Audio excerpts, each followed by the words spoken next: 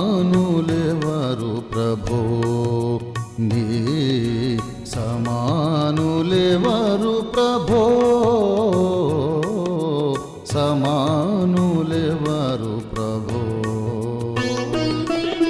సమస్త మానవ శ్రమానుభవమును సమస్త మానవ శ్రమానుభవమును సహించి వహించి ప్రేమించగలని సమానులెవరు ప్రభో నీ సమానులెవరు ప్రభో సమానులెవరు ప్రభో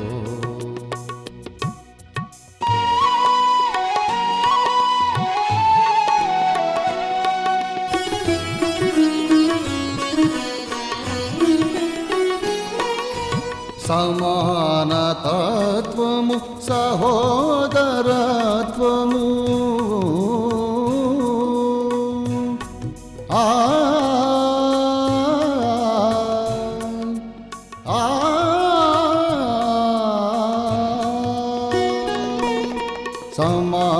సమానతత్వము సహోదరత్వము సమానతత్వము సహోదరత్వము సమంజసముగాను మాకు తెలుపని సమానులెవరు ప్రభో నీ సమానులెవరు ప్రభో సమానులెవరు ప్రభో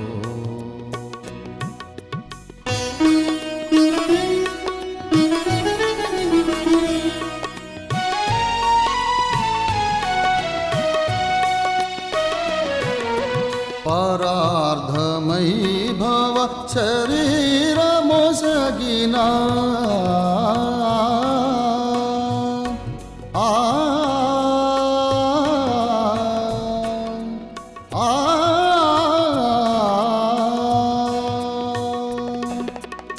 పరార్థమై భవ శరీరమొసగిన పరార్థమై భవ శరీరమొసగిన పరోపకార నరావతార సమానులెవరు ప్రభో నీ సమానులెవరు ప్రభో సమానులెవరు ప్రభో సమానులెవరు ప్రభో నీ సమానులెవరు ప్రభో సమానులెవరు ప్రభో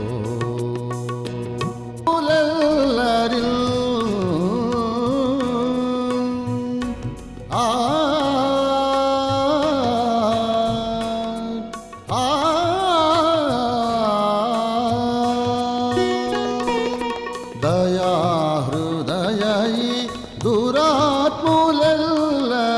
దయాహృదయీ దురాత్ములెల్లరిన్ నయాన భయాన రయాన బ్రోవని సమానులెవరు ప్రభో నీ సమానులెవరు ప్రభో సమానులెవరు ప్రభో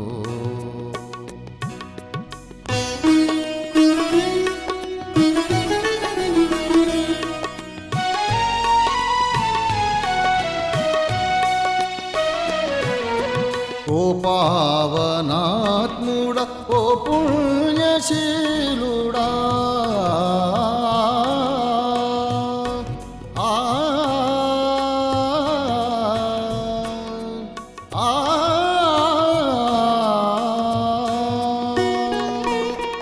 ఓ పావనాత్ముడ ఓ పుణ్యశీలుడ ఓ పావనాత్ముడ ఓ పుణ్యశీలుడ పాపాత్ములను బ్రోవ పరమాత్మ సుతనీ సమానులెవరు ప్రభు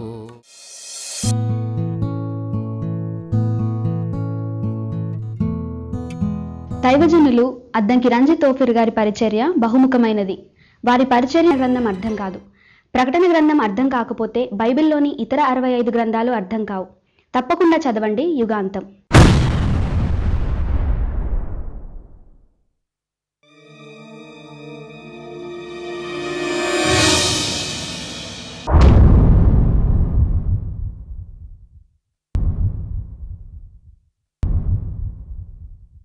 రెండవది పరిశుద్ధ దేవుని గూర్చిన జ్ఞానం. దేవుడు త్రిత్వం అని మనం ఎందుకు నమ్మాలి? ఎలా నమ్మాలి? త్రిత్వం అనే మాట బైబిల్లో ఎక్కడ రాయబడలేదు కదా. దేవుడు త్రియేకుడని మనం ఎందుకు నమ్మాలి? ఎలా నమ్మాలి? ఈ ప్రశ్నలకు పరిశుద్ధాత్మ దేవుడు పంపిన అధికారిక సమాధానం పరిశుద్ధ దేవుని గూర్చిన జ్ఞానం. పుట్టింది పాపానికి మూలం సాతాను అయితే మరి ఆ సాతానుని ఎవరు సృష్టించారు? సాతానుని సృష్టించడం దేవుని పొరపాటు కాదా? అసలు దేవుడు దేవదూతలను సృష్టిస్తే వారు తిరుగుబాటు చేశారు, మానవులను సృష్టిస్తే వారు పడిపోయారు. భవిష్యత్తు ఎరిగిన దేవుడు ఎరిగి ఇటువంటి బలహీనులను ఎందుకు సృష్టిస్తున్నాడు? అన్నిటికీ కర్త దేవుడు అయినప్పుడు విషాదానికి పాపానికి కర్త దేవుడు ఎందుకు కాడు? ఈ ప్రశ్నలకు లేఖనాధారాలతో అధికారిక సమాధానం ఇచ్చిన అద్భుత పరిశోధనాత్మక గ్రంథం దేవుని విశ్వ ప్రణాళిక. నాలుగవది సింహనాదం. ప్రస్తుత క్రైస్తవ సమాజంలో ఉన్న అనేక బోధలను వాక్యకాంతిలో పరీక్షించి ఏది సత్యం, ఏది అసత్యం, ఏది అపోస్తలిక బోధ, ఏది మానవ కల్పిత బోధ అన్న విషయాన్ని కూలంకషంగా చర్చించి నిరూపించిన గ్రంథం సింహనాదం. సంఘాన్ని పెళ్లి చేసుకోవడం అంటే ఏమిటి? సంఘం ఎత్తబడ్డాక గొర్రెపిల్ల వివాహ మహోత్సవం తర్వాత ఏం జరుగుతుంది? నిత్యత్వంలో వధువు ఏం చేస్తుంది? జీవవృక్షపు ఆకులు జనములను స్వస్థపరుస్తాయట. ఆ మహిమలోకంలో కూడా రోగాలు ఉంటాయా? ఈ ప్రశ్నలకు పరిశుద్ధాత్మ దేవుడు పంపిన అధికారిక సమాధానం మహిమ ప్రపంచం.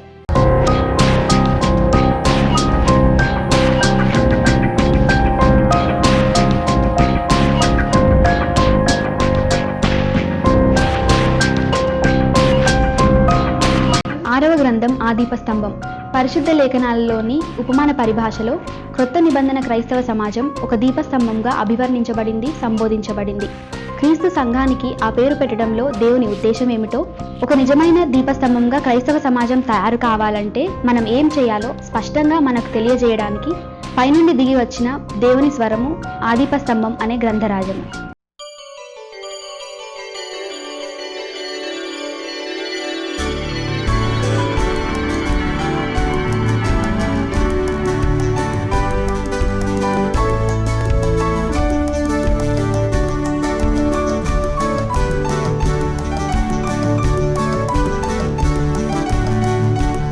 యూదాపత్రిక బైబిల్ గ్రంథంలోని అతి చిన్న పత్రికలలో ఒకటి. కేవలం ఒక పేజీ ఉన్న యూదాపత్రికపై దాదాపు 300 పేజీల వ్యాఖ్యానం పరిశుద్ధాత్మ దేవుడు రాయించాడు. అదే పోరాడండి అనే గ్రంథం.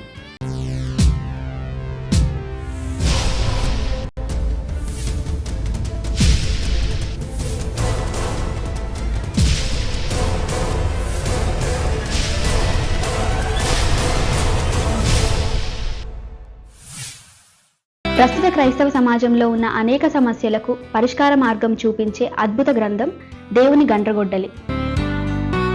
ప్రభురాత్రి భోజన కార్యక్రమం యొక్క అర్థం ఏమిటి? అంతరార్థం ఏమిటి? పరమార్థం ఏమిటి? ప్రభురాత్రి భోజనం వల్ల కలిగే ఆశీర్వాదాలేమిటి? అందులో పాలు పొందకపోవడం వల్ల కలిగే నష్టాలేమిటి? ఈ విషయంలో లేఖనం ఏం చెప్తున్నదో తెలుసుకోవాలనుకుంటే తప్పక చదవండి. ప్రభురాత్రి దేశింపబడిన ఏశావు పుట్టిన తర్వాత దేవునికి ఇష్టుడు కాగలడా? ఇది అన్యాయం కాదా? ఈ గడ్డు ప్రశ్నకు పరిశుద్ధాత్మ దేవుడిచ్చిన సమాధానం యాకోబు దేవుడు పఠించడమే అసలు సిసలైన హైందవం అని నిర్ద్వంద్వంగా నిరూపించిన అపూర్వ గ్రంథం హైందవ క్రైస్తవం.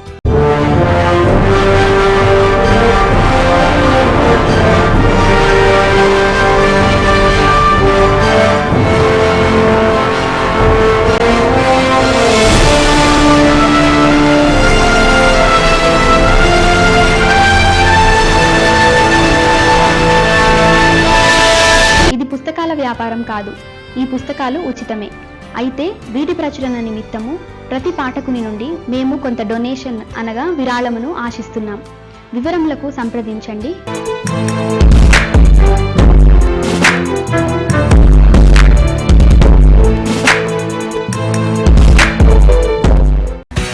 వారందరికీ మరోసారి సత్యము తానయ్యున్న యేసుక్రీస్తు నాథుని మధుర నామంలో, శుభనామంలో వందనాలు, దైవాశీస్సులు, శుభోదయం, సుప్రభాతం పలుకుతూ ధర్మోపదేశం చేయడానికి ఉపక్రమిస్తున్నాను. రండి విఘ్నులారా చిత్తగించండి. పరిశుద్ధ బైబిల్ గ్రంథములో నుండి కీర్తనల గ్రంథము 93వ కీర్తన 5వ వచనం, ఆఖరి వచనం చదువుతున్నాను.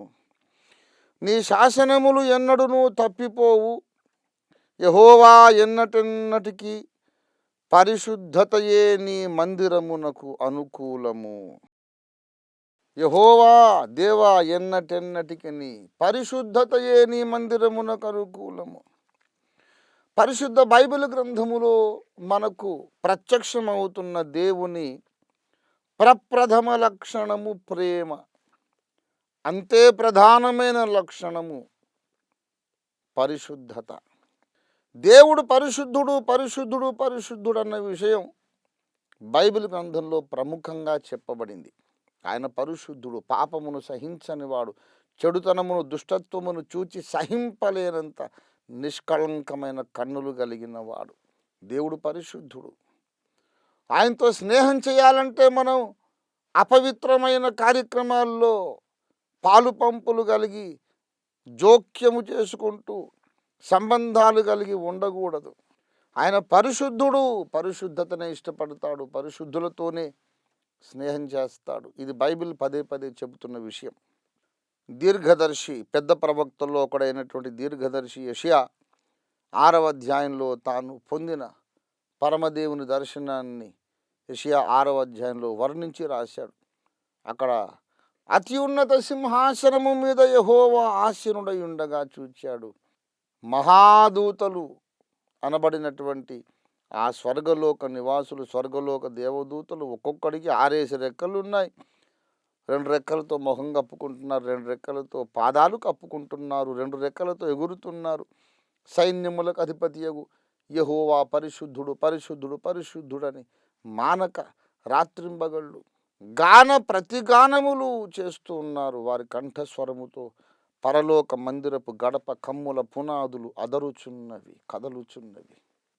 దాదాపు ఇదే దర్శనం ప్రియ శిష్యుడైనటువంటి యోహాను ప్రకటన గ్రంథము 4వ అధ్యాయంలో చూశాడు. కెరూబులు ఇదే మాట, యెహోవా పరిశుద్ధుడు పరిశుద్ధుడని ముమ్మారు ఉటంకిస్తూ ఆ దేవదేవుని ప్రస్తుతిస్తూ ఆరాధిస్తూ ఉన్నారు కెరూబులనే మహాదూతలు. గనుక ప్రియులారా, పరిశుద్ధ బైబిల్ గ్రంథంలో పదే పదే కనబడుతున్నటువంటి విశేషమైన సంగతి దేవుడు పరిశుద్ధుడు పరిశుద్ధుడు. గనుక ఆయన పరిశుద్ధుడు గనుక ఆయనతో స్నేహం చెయ్యాలంటే మనలో పాపం ఉండకూడదు. దేవుడు అసహించుకునేదేది మనలో ఉండకూడదు. ఇది బైబిల్లో ఉన్నటువంటి కాన్సెప్ట్. సాధారణంగా అన్ని మతాల్లో ఉన్న కాన్సెప్ట్ ఏమిటంటే దేవుడు మనకు సహాయం చేస్తాడు. మనం బాధలో ఉన్నప్పుడు మొరపెట్టుకోవాలి, ఆయన మనకు సహాయం చేస్తాడు. ఆయనకు కావలసిన పూజా పునస్కారాలు, ముడుపులు, కానుకలు, అర్పణములు ఏవైనా మనం అర్పించి ఆయన్ని సంతోషపెట్టాలి.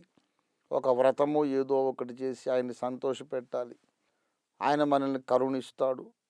మన ఇహలోక జీవిత కాలము సజావుగా, చల్లగా, ప్రశాంతంగా, సుఖమయంగా గడిచిపోయేలాగు ఆ దేవుడు కరుణిస్తాడు. ఇది సాధారణంగా భక్తులందరి యొక్క ఉద్దేశ్యం. పరిశుద్ధ బైబిల్ గ్రంథంలో ఉన్నటువంటి విశేషం ఏమిటంటే దేవునితో స్నేహం చెయ్యాలంటే ఆయనకు నీవు కానుకలు అర్పించడమే కాదు, కొన్ని నియమాలు పాటించడమే కాదు, కర్మకాండ చేయటమే కాదు, నీ మారల్ కండిషన్, నీ ప్రవర్తనలో, నీ నైతిక స్థాయిలో గుణాత్మకమైన మార్పు ఉండాలి. పాపాలు చేసేస్తూ ఆ దేవునితో సాహచర్యము కుదరదు. ఆయన పరిశుద్ధుడు. పాపితో ఆయన సహవాసం చెయ్యడు. ఆయన వెలుగయ్యున్నాడు కనుక వెలుగు చీకటితో సహవాసం చెయ్యదు. వెలుగు చీకటి సహజీవనం చెయ్యవు. ఆ పరిశుద్ధుడు పాపి సహజీవనం చెయ్యరు. అందుచేత ఆయనతో మనం సమాధాన పడాలి.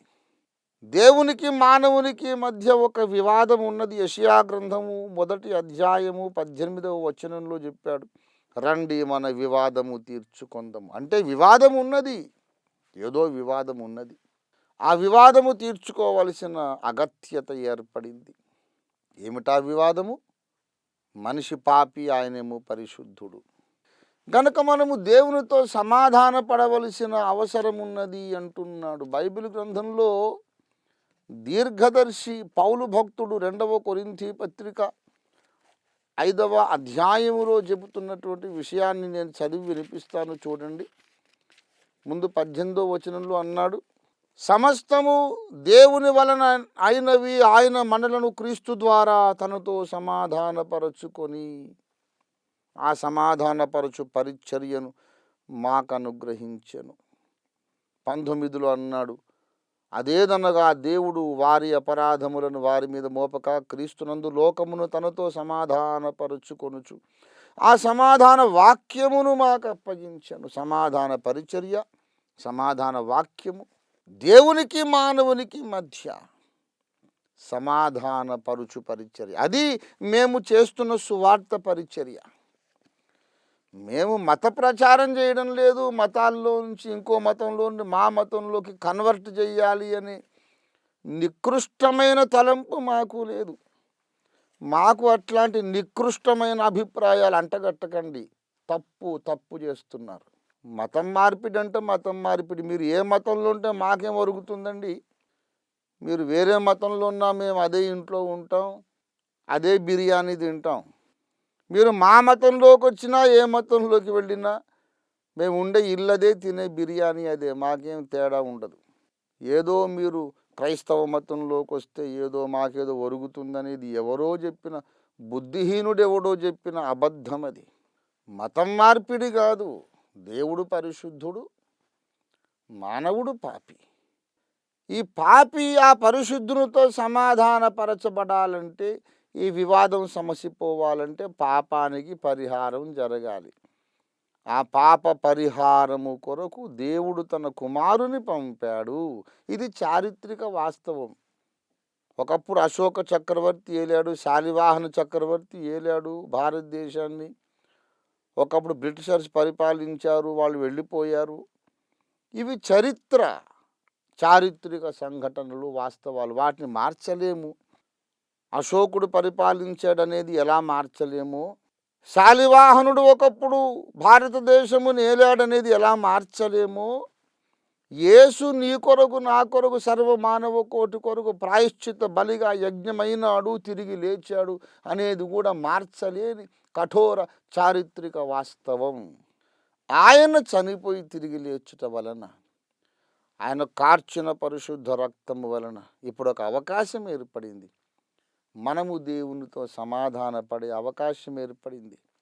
దేవుడు పరిశుద్ధుడు. ఆ పరిశుద్ధునితో పాపి సాంగత్యం చేయలేడు. పాపులమైన మనము ఆ దేవదేవునితో సాంగత్యం చేయాలంటే మన పాపములను పరిహరించుకోవాలి. దానికి మనం ఎన్ని ప్రయత్నాలు చేసినా వ్యర్థము. మన ప్రయత్నముల చేత మనము మన పాపములను పరిహరించుకోగలిగితే ఆ దేవుడు నరావతారం ఎత్తడం అనవసరమైన ప్రయాస. మనంతట మనమే క్రమశిక్షణగా జీవించి, నియమ నిబంధనలకు లోబడి నీతిగా జీవించి మన పాపాలు మనం కడుక్కునేది సాధ్యమైతే ఆ మహాదేవుడు ఈ నికృష్ట ప్రపంచంలో పుట్టడం ఎందుకండి? మనకు చేత కాదు గనుకనే మన పాప పరిహారము కొరకు దేవుడు నరావతారం ఎత్తాడు. 1 యోహాను పత్రిక 2వ అధ్యాయము ప్రారంభము నుండి చెబుతున్నాడు, నా చిన్న పిల్లలారా, మీరు పాపము చేయకుండా వలెనని మీకు ఈ సంగతులు వ్రాయుచున్నాను. ఒకవేళ మీలో ఎవడైనను పాపము చేసిన ఎడల యేసు క్రీస్తు అనే ఉత్తరవాది తండ్రి అయిన దేవుని వద్ద మనకున్నాడు. ఆయనే మన పాపములకు శాంతికరమై లేక ప్రాయశ్చిత్తమై ఉన్నాడు. ఆయన మన పాపముల కొరకు మాత్రమే కాదు, సర్వలోకపు పాపములకు ప్రాయశ్చిత్తమై ఉన్నాడు. సర్వలోక పాపాలకు యేసు ప్రాయశ్చిత్తము. మీకు దేవునితో సమాధానం కావాలా? దేవుని ఉగ్రతను తప్పించుకోవాలనుకుంటున్నారా?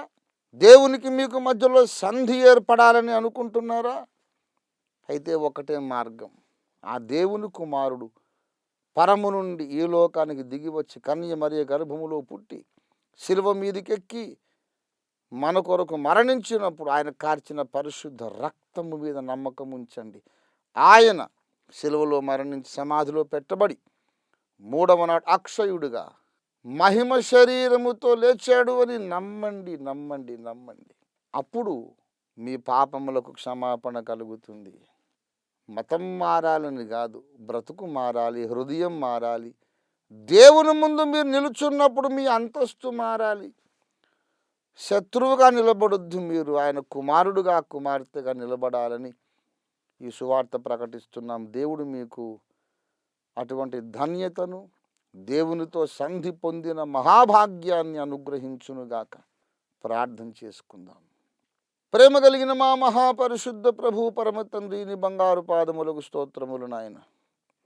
ఈ దినమున మీరు పంపించిన మీ శుభవర్తమానము కొరకు నీకు వందనాలు. యేసును గూర్చిన సువార్త ఎందుకు ప్రకటించబడుతున్నదో, దాని ముఖ్య ఉద్దేశమేమిటో, లక్ష్యమేమిటో మీరు 50 మంది ప్రజలకు, సకల ప్రజలకు తేటపరిచినందుకు నీకు స్తోత్రములు నాయన. నీ వాక్యమును మా అందరిలో ఫలింపచేయమని యేసు పరిశుద్ధ నామములో స్తుతించి స్వతంత్రించుకొని వేడుచున్నాము తండ్రి. ఆమేన్, ఆమేన్. God bless you.